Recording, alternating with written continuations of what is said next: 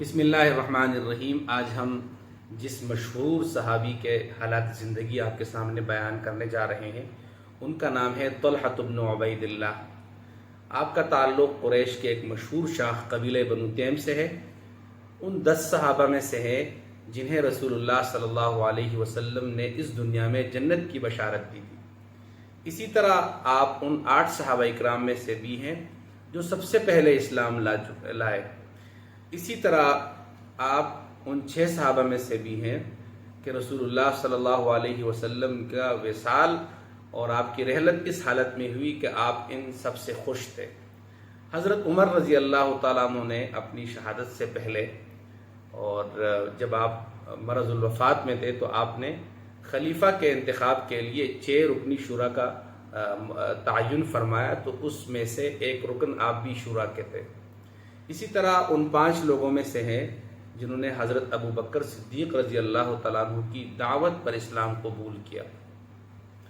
رسول اللہ صلی اللہ علیہ وسلم سے بہت زیادہ محبت رکھنے والے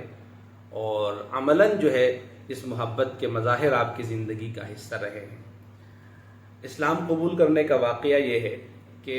چونکہ آپ کا تعلق قریش کے قبیلہ بنو تیم سے تھا اور آپ کے والد اور آپ خود جو ہے ایک تاجر تھے، تو مسلسل آپ کے اسفار رہتے تھے۔ ایک مرتبہ آپ شام کے سفر پر نکلے تو بصرہ میں آپ نے قیام فرمایا۔ وہاں آپ کی ملاقات ایک راہب سے ہوئی جنہوں نے آپ سے یہ پوچھا کہ کیا مکے میں احمد نام کے کسی آدمی نے نبوت کا دعویٰ کیا ہے؟ تو آپ نے لا علمی کا اظہار کیا، کیونکہ ظاہر ہے اس زمانے میں جو اسفار ہوتے تھے تو وہ کبھی مہینوں میں، کبھی سال ہا سال جو ہے لگ جاتے تھے سفر میں، اور آمد و رفت کے ذرائع اور اسباب بہت کم اور محدود تھے۔ تو چونکہ آپ نے اپنے سفر کو مکمل فرمایا جلدی اور آپ مکہ تشریف لائے، یہاں آ کر معلوم ہوا کہ محمد صلی اللہ علیہ وسلم نے نبوت کا دعویٰ کیا ہے، اور آپ پر اسلام لانے والوں میں، آپ کی دعوت کو قبول کرنے والوں میں آپ کے قریبی دوست حضرت ابو بکر صدیق رضی اللہ تعالیٰ عنہ بھی ہیں۔ لیکن آپ نے فوراً اسلام قبول نہیں کیا۔ ایک اپنے آباء و اجداد کے دین پر تھے، اس کو فوراً چھوڑ دینا، اور ایک مسلسل جو یعنی کئی صدیاں ہو چکی تھی جب آپ اسی بت پرستی کے ساتھ وابستہ تھے،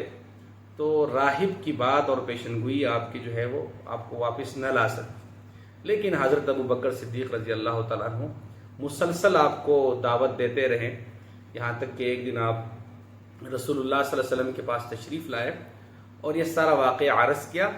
اور اعلانیہ جو ہے کلمہ شہادت کا اقرار کیا اور اسلام قبول کیا۔ اسلام قبول کرنے کے بعد مکے میں جس طرح دیگر لوگوں کو اذیتوں سے گزارا گیا، تکالیف دی گئیں، تو آپ کو بھی آپ کے بھائی نوفل ابن خویلد نے بہت تکلیفیں دی تاکہ آپ جو ہے اسلام کو چھوڑ دیں۔ لیکن ظاہر ہے اسلام جس کے دل کو متاثر کرے اور کلمہ شہادت جو ہے جس کا کوئی آدمی شعوری طور پر اقرار کر لے تو پھر جو ہے واپسی کی کوئی امید نہیں رکھی جا سکتی۔ آپ کو حضرت ابو بکر صدیق رضی اللہ تعالیٰ عنہ کے ایک ساتھ جو ہے ایک رسی سے باندھا تاکہ آپ دونوں نماز نہ پڑھ سکیں، اور اسی لیے آپ کو قرین ابو بکر کہا جاتا ہے کہ ابو بکر کے دوست۔ تو وہ دوستی یہاں سے یعنی ایک جگہ ہی باندھ دیا تھا دونوں کو۔ مدینے کی طرف بھی آپ نے ہجرت فرمائی۔ رسول اللہ صلی اللہ علیہ وسلم نے مکے میں آپ کی بھائی چارگی زبیر ابن العوام رضی اللہ عنہ کے ساتھ فرمائی تھی،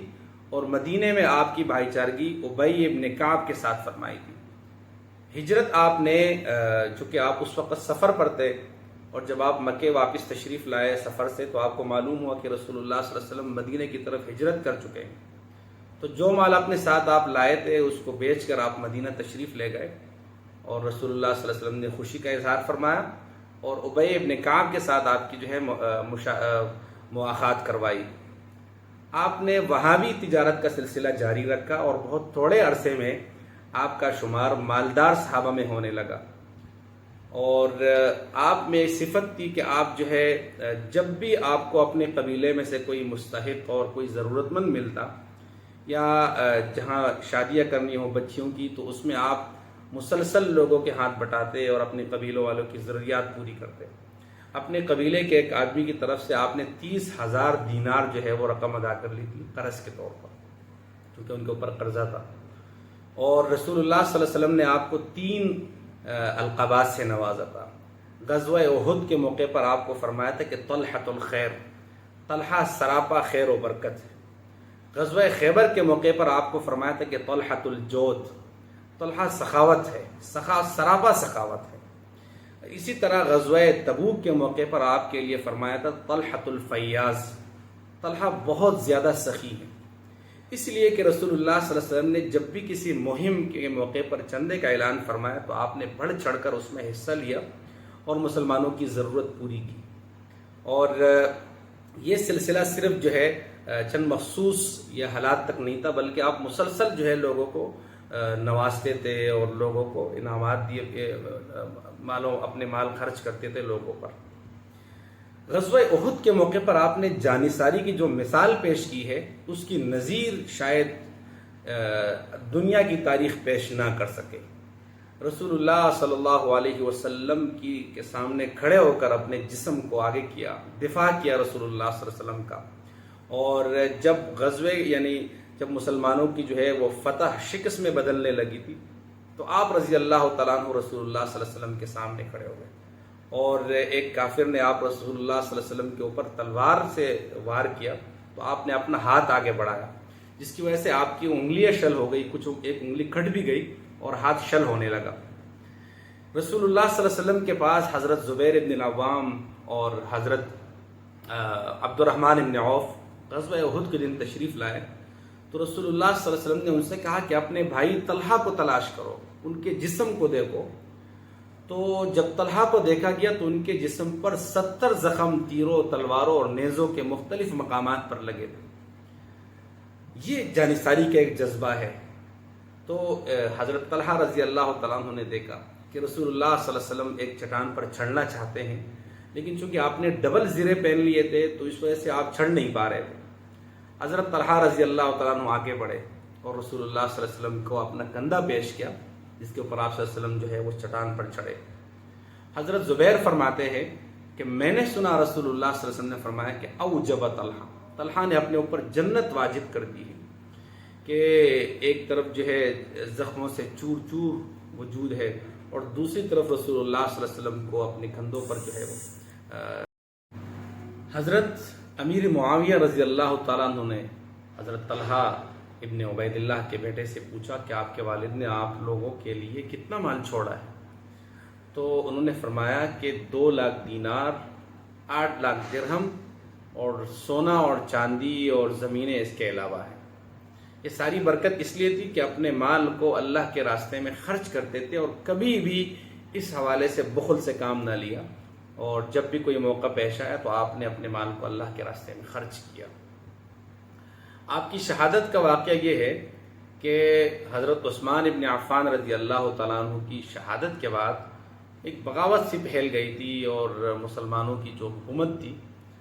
اس میں شورش برپا ہو گئی تھی، اور باغی مدینے میں مسلسل گشت کر رہے تھے۔ تو لوگوں نے حضرت علی رضی اللہ تعالیٰ عنہ کو خلیفہ منتخب فرمایا، باوجود اس کے کہ آپ جو ہے خلافت کے دعوے دار بھی تھے اور آپ کے بھی فضائل تھے، لیکن آپ نے حضرت علی رضی اللہ تعالیٰ عنہ کو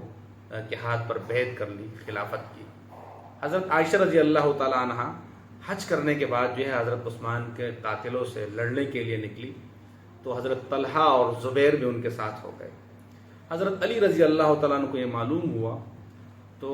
آپ رضی اللہ تعالیٰ عنہ نے مذاکرات کرنے کے لیے اپنی طرف سے کچھ آدمی ان کے پاس بھیج دیے اور ان سے کہا کہ طلحہ اور زبیر رضی اللہ عنہما سے بات کر لینا، وہ سمجھ جائیں گے، ان کے سامنے سارے صورتحال رکھ دیجئے کہ اس وقت جو ہے اس مطالبے پر کھڑے رہنا اور اس وجہ سے ہم آپس میں لڑ پڑے تو اس سے نقصان ہوگا، فائدہ کچھ نہیں ہوگا، فائدہ ہمارے دشمن اٹھائیں گے۔ تو جب وہ حضرت طلحہ اور حضرت زبیر کے پاس وہ آئے، مذاکرات ہو گئے، بات چیت ہو گئی اور ساری چیزیں طے ہو گئی۔ جب وہ جانے لگے تو اس وقت جنہوں نے حضرت عثمان رضی اللہ عنہ کو شہید کیا تھا وہ لشکر کا حصہ تھے حضرت علی کے، تو وہ یہ نہیں چاہتے تھے کہ ان کے آپس میں صلح ہو۔ صلح ہونے کے بعد ظاہر ہے وہ ایک نہ ایک دن جو ہے ان قاتلوں کے خلاف اعلان جنگ کریں گے جنہوں نے خلیفہ وقت حضرت عثمان رضی اللہ عنہ کو شہید کیا۔ تو اس دوران حضرت زبیر اور حضرت طلحہ کی لشکر کی طرف سے انہوں نے تیروں کی جو ہے برسات کر دی سامنے والوں پر، اور سامنے والے یہ سمجھنے لگے کہ ان کی طرف سے غداری ہو گئی ہے، بات چیت طے ہو گئی ہے، اس کے بعد یہ ایسا کر رہے ہیں۔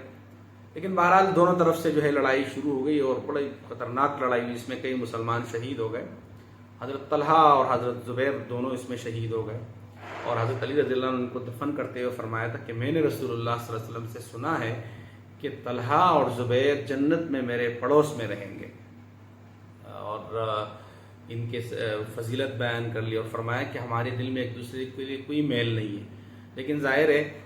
ایک صورتحال ایسی بن گئی تھی جب سمجھنے کی ہم کوشش کر رہے تھے لیکن سمجھ نہ سکے، اور اس جنگ کا نام جنگ جمل ہے۔ حضرت عائشہ رضی اللہ تعالیٰ عنہ ایک اونٹی پر سوار تھی، اور مسلمان جو حضرت عائشہ رضی اللہ عنہ کے لشکر میں تھے تو وہ اس اونٹی کے آگے اور پیچھے دائیں بائیں جو ہے آ کے تیروں کے زد پر گر رہے تھے، لیکن حضرت عائشہ رضی اللہ عنہ کی سواری کے سامنے سے جو ہے ہٹنے کی بالکل نہیں ہٹ رہے تھے۔ حضرت علی رضی اللہ تعالیٰ عنہ اس جنگ کو ختم کرنا چاہتے تھے، اس لیے انہوں نے فرمایا کہ اونٹی کی کونچیں کاٹ دی جائے تاکہ یہ جنگ ختم ہو جائے۔ کونچیں کاٹ دی گئی تو ظاہر ہے اونٹی گر گئی۔ حضرت عائشہ رضی اللہ عنہ کو بحفاظت مدینہ منورہ روانہ فرمایا، اور بعد میں وہ ساری زندگی جو ہے جب بھی اس واقعے کو یاد کرتی تھی تو روتی تھی کہ مجھے نہیں نکلنا چاہیے تھا۔ حضرت علی رضی اللہ تعالیٰ عنہ کی بہت تعریف بھی کیا کرتی تھی، اور آپ نے بہت اکرام کے ساتھ انہیں رخصت فرمایا۔ تو یہ اس واقعے میں حضرت طلحہ رضی اللہ عنہ کی شہادت ہوئی، اور بوقت شہادت آپ کی عمر 61 یا 62 سال تھی۔ اللہ تبارک و تعالیٰ ان جیسا جذبہ اور ان جیسی ایمانی قوت ہمیں بھی نصیب فرمائے۔